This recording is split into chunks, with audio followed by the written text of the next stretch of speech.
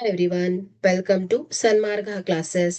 ವೃತ್ತಗಳು ಅಧ್ಯಾಯದ 7ನೇ ಪ್ರಶ್ನೆಯನ್ನ ಗಮನಿಸಿ. A B is equal to 12 centimetre, B C is equal to 16 centimetre ಮತ್ತು A B perpendicular to B C ಆಗಿದ್ದರೆ ಎ ಬಿ ಮತ್ತು ಸಿ ಬಿಂದುಗಳ ಮೂಲಕ ಹಾದು ಹೋಗುವ ವೃತ್ತದ ತ್ರಿಜ್ಯವು.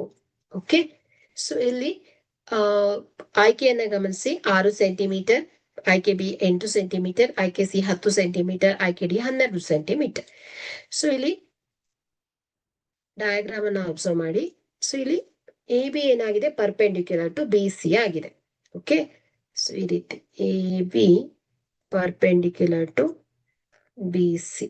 So A B C, so ವೃತ್ತ ಕೇಂದ್ರ.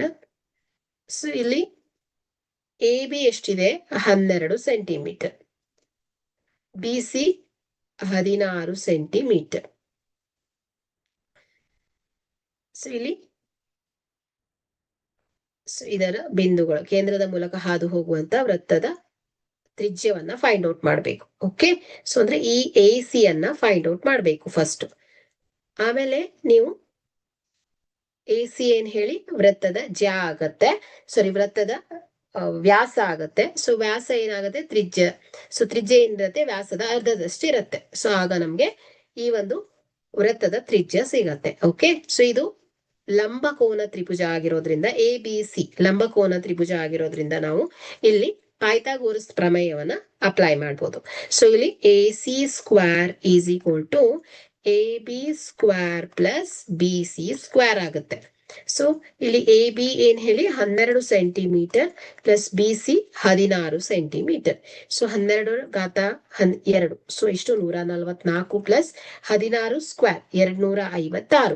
ಸೊ 144 ಪ್ಲಸ್ 256, ಸೊ ಇದೆಷ್ಟು ಬರುತ್ತೆ, 400 ಬರುತ್ತೆ. So A C square is equal to 400. So A C is equal to square root of 400. So ಇದೆಷ್ಟಾಗುತ್ತೆ ಹೇಳಿ, 20 ಸೆಂಟಿಮೀಟರ್ ಬರುತ್ತೆ. ಏನು, ಎ ಸಿ. ಸೊ ಇಲ್ಲಿ ತ್ರಿಜ್ಯವನ್ನ ಕಂಡು ಹಿಡಿಬೇಕು.